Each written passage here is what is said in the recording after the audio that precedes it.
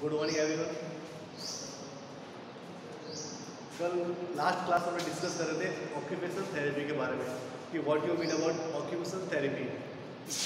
Occupational therapy क्या होती है, इसके अंदर अपन क्या करते हैं, तो इसके बारे में आपको डेप्थ से बता दी गई कि ऑक्यूपेशनल थेरेपी होती क्या है कि व्यवसाय के माध्यम से यानी ऑक्यूपेशन के माध्यम से व्यक्ति के हेल्थ के अंदर क्या लाना, इंप्रूवमेंट लाना, उसके स्वास्थ्य को इंप्रूव करना, वो कहलाता है ऑक्यूपेशनल थेरेपी। ठीक है, ऑक्यूपेशन की सहायता से with the help of occupation to improve the patients mental and physical health is to be of the occupational therapy. Occupational therapy के माध्यम से पेशेंट के स्वास्थ्य को उन्नत करना वो अपना ऑक्यूपेशनल थेरेपी कहलाता है। ये आपने क्लास में पढ़ा। उसके बाद पढ़ रहे थे इसके पर्पज कि हमारा ऑब्जेक्टिव मेरा पर्पज क्या है ऑक्यूपेशनल थेरेपी के बारे में कि अपन क्यों दे रहे हैं। तो ये भी लास्ट क्लास के अंदर अपने डिस्कस कर चुके हैं कि ऑक्यूपेशनल थेरेपी के पर्पज। अब बात करते हैं ऑक्यूपेशनल थेरेपी के प्रोसेस क्या होती है कि ऑक्यूपेशनल थेरेपी के अंदर किस प्रकार से प्रोवाइड करते हैं, इसकी प्रोसेस क्या होती है। तो आज अपना नेक्स्ट टॉपिक है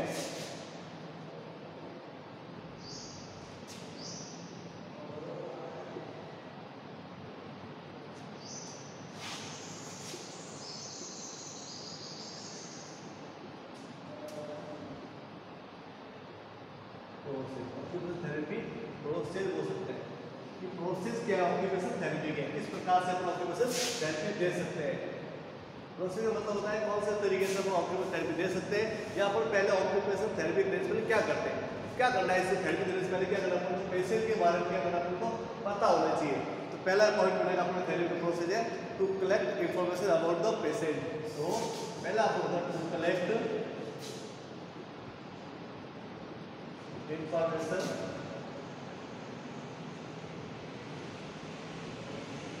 about the patient।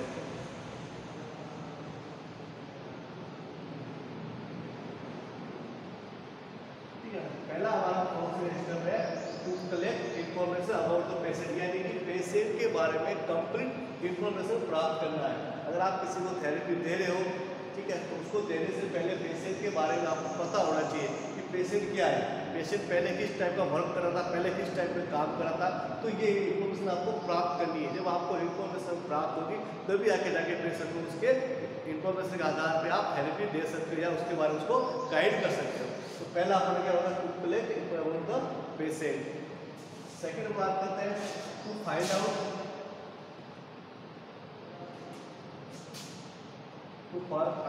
Of patient skill.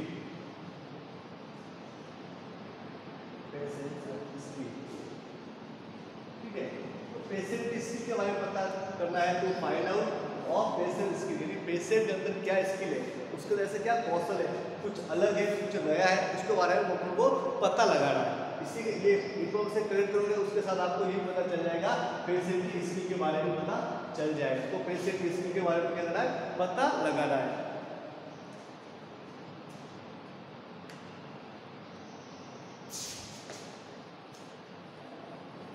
क्या आपके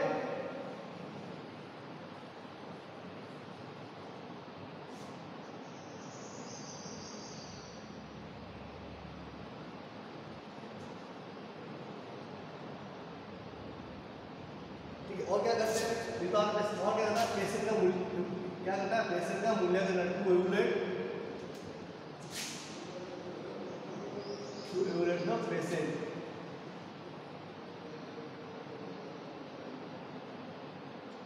एवरेज का मतलब होता है मूल्यांकन करना, पेशेंट का कंप्लीट मूल्यांकन करना है कि पेशेंट क्या है, मतलब कि पेशेंट के बारे में कंप्लीट जानकारी के बाद होनी चाहिए, वो बोलते हैं टू मूल्यांकन करना। अगर पेशेंट के बारे में आपको कंप्लीट इंफॉर्मेशन प्राप्त होगी तो अच्छे से अपन क्या थेरेपी दे पाएंगे। तो थर्ड पॉइंट क्या होता है to evaluate the patients, patient क्या कहना मूल्यांकन करना है। नेक्स्ट प्रोसेस की बात करें तो क्या करना है to find out patients need. Patients need यानी क्या मतलब उसका कि पेशेंट की आवश्यकता क्या है। ठीक है, पेशेंट क्या नीड, क्या नीड के बारे में पता करना है। अगर मान लो कोई पेशेंट है, पेशेंट में नीड ही नहीं है ऑक्यूपेशन थेरेपी की या किसी प्रकार का ऑक्यूपेशन का, तो कैसे दोगे आप, मतलब ही देने से। तो पता लगाना कि पेशेंट की नीड कितनी है, किस लेवल तक ऑक्यूपेशन कर सकता है, किस लेवल तक वो नहीं कर सकता, इसके बारे में पता लगाना। पेशेंट की नीड का क्या करना, आपको पता लगाना। Find out need of the patient. Patient की रिक्वायरमेंट क्या है, पेशेंट की आवश्यकता क्या है, उसकी पता लगाना भी हमारा काम होता है इस थेरेपी के द्वारा। पता लगाओ उसकी नीड का, तो उसके अकॉर्डिंग हम अच्छे को थेरेपी दे सकते हैं।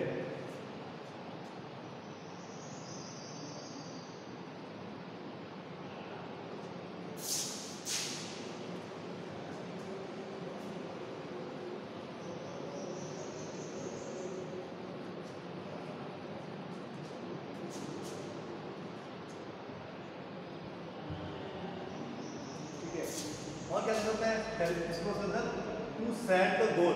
क्या करना है आपको, टू सेट द गोल। ठीक है, क्या करना है पेशेंट के लिए गोल से एक लक्ष्य एक टारगेट अगर आपको सेट करना है। अगर पेशेंट को हम थेरेपी दे रहे हैं तो अपना गोल होना चाहिए ना कि पेशेंट को इतना ही वर्क करवाना है, पेशेंट इतना ही कार्य करवाना है। तो इसी प्रकार से क्या करना है, to set the goal. Patient के लिए एक टारगेट, वो एक गोल को क्या करना है आपको सेट करना है। जब तक वो टारगेट या गोल सेट नहीं करोगे तो पेशेंट को कार्य नहीं करवा सकते। नेक्स्ट बात होता है टू मेजर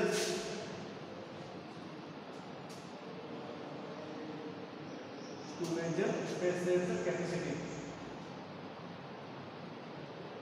पेशेंट कैपेसिटी, ठीक है, मेजर करना है कि पेशेंट की क्षमता है, उसकी कैपेसिटी कितनी है, कितना वर्क कर सकता है, उसके बारे में आपको मापन करना है, मेजर करना है, पता लगाना है। अगर आप पेशेंट की कैपेसिटी के बारे में पता लगा सकते हो, उसकी क्षमता के बारे में पता लगा सकते हो, तो आराम से क्या उसके अकॉर्डिंग उसको कार्य दे सकते हो, उसको थेरेपी दे सकते हैं। जब पेशेंट की क्षमता के बारे में पता नहीं है, उसकी कैपेसिटी के बारे में उनको पता नहीं है, किसी इंसान को कुछ भी पता नहीं, तो क्या कुछ नहीं दे सकते।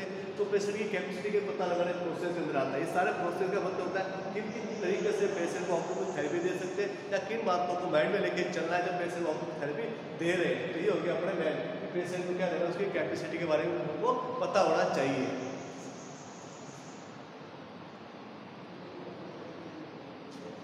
और देखो तो इसके अंदर क्या करते हैं, to plan for patient, to plan for patient, plan for patient. Patient क्या करना है, योजना बनानी है, प्लानिंग करनी है कि पेशेंट को किस प्रकार से देनी। जब तक आप किसी प्रकार प्लान नहीं करोगे, किसी प्रकार योजना नहीं होगी आपके साथ, ठीक है, कोई भी योजना नहीं होगी आपके पास, तो आप किस प्रकार से दे पाओगे, नहीं दे पाओगे।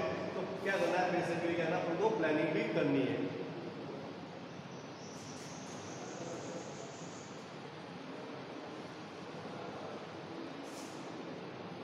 जो होगी आपको अपने थेरेपी की प्रोसेस कि किस प्रकार से थेरेपी देते हैं, या किस थेरेपी देते समय किन किन बातों को मोस्टली को क्या करना है, नोटिफाई करना, बहुत ध्यान रखना है। ये होगी थेरेपी। अब बात करते हैं कि थेरेपी कौन दे सकता है या कहाँ पे दे सकते हैं ऑक्यूपेशनल थेरेपी। जैसे मेंटल पेशेंट जो डिस्चार्ज हो चुके हैं अपने डिसऑर्डर से, उसके बाद पेशेंट को ऑक्यूपेशनल थेरेपी देनी है। तो ऑक्यूपेशनल थेरेपी हम कौन कौन से जगह पर दे सकते हैं, या कौन कौन से लोग या कौन कौन से प्रकार के सेंटर या हॉस्पिटल जो इस प्रकार की थेरेपी को दे सकते हैं। तो नेक्स्ट अपन का है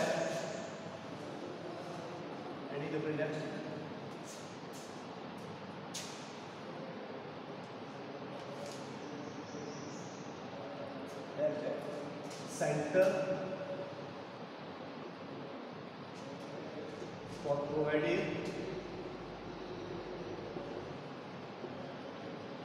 ऑक्यूपेशनल थेरेपी। ऑक्यूपेशनल थेरेपी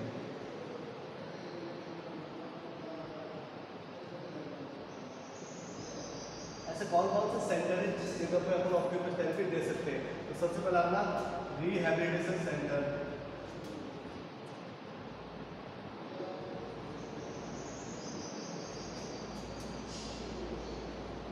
ठीक है। जो रिहैबिलिटेशन सेंटर है जहाँ पुनर्वास होता है व्यक्ति का, रिहैबिलिटेशन का मतलब होता है पुनर्वास, यानी कि पेशेंट को पहली वाली स्थिति में लाना। वो सेंटर जहाँ पे रिहैबिलिटेशन का वर्क होता है, या फिर जिस जगह पे पेशेंट को पहली वाली स्थिति में लाया जाता है, उस वाली कंडीशन या उस सेंटर पे क्या पर ऑक्यूपेशनल थेरेपी दे सकते हैं। नेक्स्ट मेंटल हॉस्पिटल,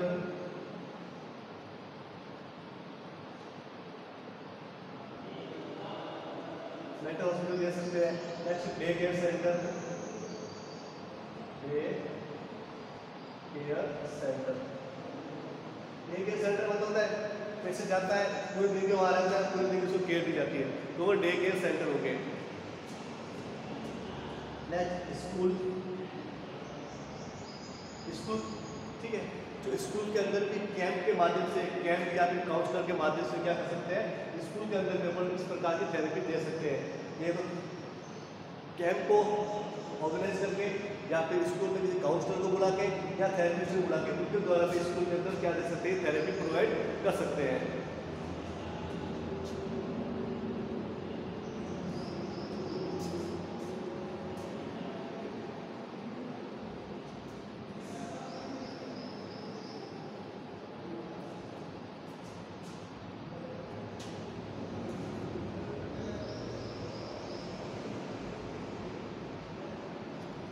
ठीक है, और कहा देखते हैं, और अपने mental nursing home,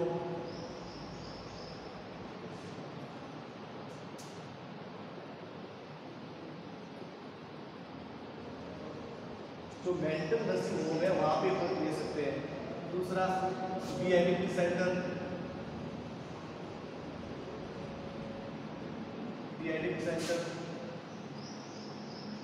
D centre मतलब होता है नशा मुक्ति केंद्र, जो होता है नशा मुक्ति केंद्र,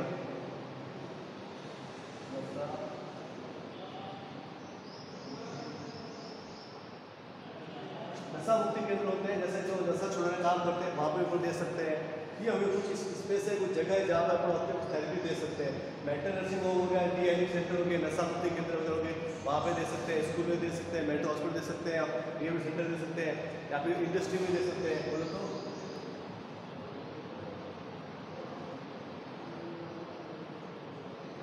इंडस्ट्री फैक्ट्री वगैरह होती है वहाँ भी दे सकते हैं। वहाँ पे जो वर्क कर रहे हैं उनके द्वारा काउंसलर बुला के या फिर थेरेपिस्ट के माध्यम से भी वहाँ पर भी क्या अपन ऑक्यूपेशनल थेरेपी को प्रोवाइड कर सकते हैं। ये होते हैं सेंटर, कहाँ पे कौन से जगह पे अपन ऑक्यूपेशनल थेरेपी प्रोवाइड कर सकते हैं। ये पोस्ट ऑफ सेंटर। यहाँ तो हो गया आपका ऑक्यूपेशनल थेरेपी के बारे में कंप्लीट, कि थेरेपी क्या होती है, डेफिनेशन क्या होती है, पर्पज क्या होते हैं हमारे लेने के। उसके बाद में बात कर सकते हैं कि हमारे थेरेपी प्रोसेस क्या होते हैं, वो सेंटर कौन कौन से होते हैं, यानी कौन कौन से सेंटर या कौन सी जगह पे ऑक्यूपेशनल थेरेपी प्रोवाइड कर सकते हैं। ये हो गया अपना ऑक्यूपेशनल थेरेपी के बारे में शॉर्ट में कंप्लीट।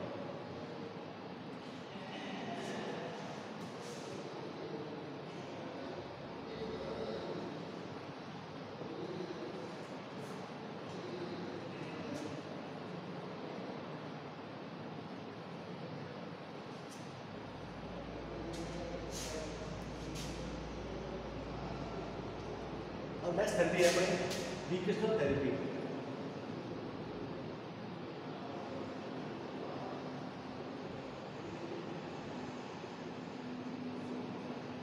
रिक्रिएशनल थेरेपी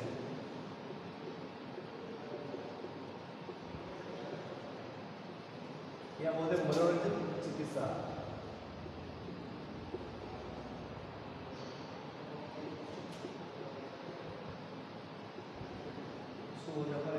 मनोरंजन चिकित्सा यानी रिक्रिएशनल थेरेपी। ठीक है, ये भी एक टास्क है, बिहेवियर मॉडिफिकेशन का यूज कर सकते हैं। और बहुत मनोरंजन का मतलब होता है, क्या होता है, एंटरटेनमेंट करवाना। किसी व्यक्ति का क्या करवाना सकते हैं, एंटरटेनमेंट। ठीक है, उसका खेल वगैरह। तो इस तरह से क्या करते हैं, रिक्रिएशनल थेरेपी क्या करते हैं, पेशेंट को, व्यक्ति जो भी होता है इस चिकित्सा के अंदर क्या करेंगे, पेशेंट या व्यक्ति क्या करता है, तनाव कारक के रूप से दूर रखने के लिए उसको वो एक्टिविटी कराते हैं जिससे उसका मनोरंजन हो, जिससे उसका मन लगा रहे। ठीक है, जब पेशेंट का अपने स्पोर्ट में या फिर कहीं किसी प्रकार के गेम में उसका मन लगा रहेगा तो वो स्ट्रेस वाले वो कारक जिससे उसको तनाव या स्ट्रेस उत्पन्न हो रहा है उससे दूर रहेगा। और क्या बढ़ेगी, उसकी अटेंशन बढ़ेगी। ठीक है, जब पेशेंट अपने दुखता है या किसी एंजाइटी या तनाव वाले कारण से दूर रहेगा तो क्या होगा, उसका अटेंशन किसी एक वर्क पे बढ़ जाएगा। क्या होगा, उसकी एकाग्रता, उसकी अटेंशन बढ़ जाएगी। हम जब भी परेशान होते हैं, दुखी होते हैं तो क्या करते हैं, सॉन्ग सुन लेते हैं, मूवी देख लेते हैं या कोई खेल खेल लेते हैं, जिससे क्या होगा, हमारा जो ध्यान है उस तनाव कारक से हटके कहाँ लग जाएगा, अपने मनोरंजन में लग जाएगा, अपने काम पे लग जाएगा। जिससे क्या होगा, उस तनाव कारक से हमारा माइंड हटेगा तो तनाव कारक का माइंड में किसी प्रकार की एब्नॉर्मलिटी नहीं करेंगे और अपना अटेंशन भी वहाँ से हट जाएगा और अपना कारक क्या वो तनाव वाला दूर हो जाएगा। ये होता है अपना मनोरंजन, क्या बोलते हैं, रिक्रिएशनल थेरेपी देते हैं। पेशेंट को क्या करना है, एंटरटेनमेंट करवाना उससे। ठीक है, उसे खेल वगैरह है, गाने सुनाना, ताकि उसका जो ध्यान है स्ट्रेस वाले कार्य दूर हो सके और वहाँ से क्या उसका माइंड थोड़ा डाइवर्ट हो सके। ये होता है रिक्रिएशनल थेरेपी के बारे में कि क्या होती है और किसको दे सकते हैं। ये डेफिनेशन नॉर्मल।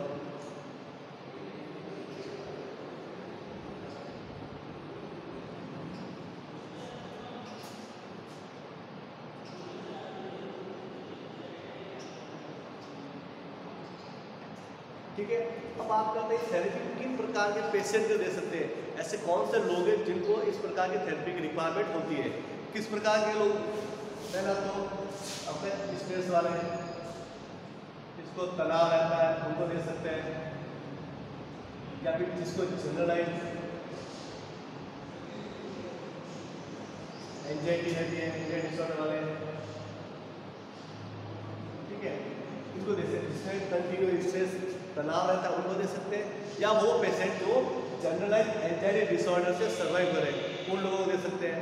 ये होते हैं वैलिड, अपन इन लोगों को थेरेपी दे सकते हैं जो तनाव वगैरह से सर्वाइव कर रहे हैं।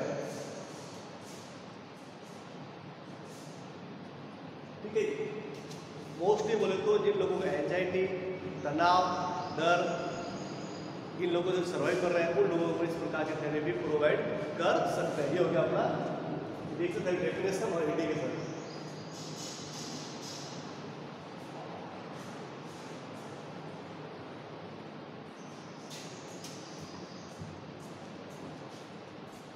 ठीक है, अब क्या करते हैं इसके बाद नेक्स्ट बात है types of therapy. Types of recreational therapy.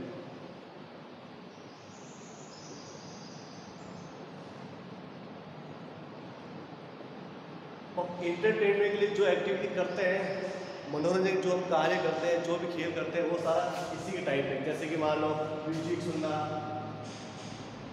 जैसे कि म्यूजिक, वॉच मूवी, ठीक है, प्लेइंग, जो भी हम खेल खेलते हैं वो सारे। दूसरा है पेट, यानी कि पालतू जानवर पालने का शौक रखते हैं, ये सारे। उसके बाद नेक्स्ट है कर सकते आउटडोर गेम,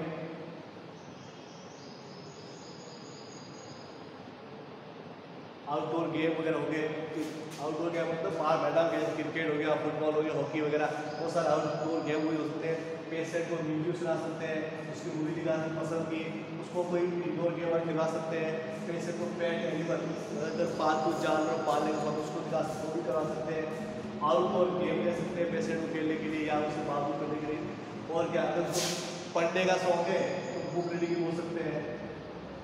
जब वाला जिसको पढ़ने का शौक है, रीडिंग कर सकता है, अच्छा सारा है। इसको नॉवल का पढ़ने हो, अपने इंटरेस्ट के बड़ी कहानी, कोई उपन्यास पढ़ना हो, वो भी उसको दे सकते हैं। ये थेरेपी होते हैं अपने टाइप्स ऑफ थेरेपी की, किस प्रकार से व्यक्ति को थेरेपी दे सकते हैं। कि कुल मिला के व्यक्ति का एंटरटेनमेंट करना है। अब किसी व्यक्ति का एंटरटेनमेंट करने कैसे करते हैं, वो सारे मेथड पर रिक्रिएशनल थेरेपी के अंदर भी काउंट कर सकते हैं। जैसे कि लाफिंग थेरेपी, कॉमेडी शो देखते हैं, तो कॉमेडी शो देखते हैं, वो भी एक प्रकार इसी का टाइप है थेरेपी का। ये हो गया आपके टाइप्स।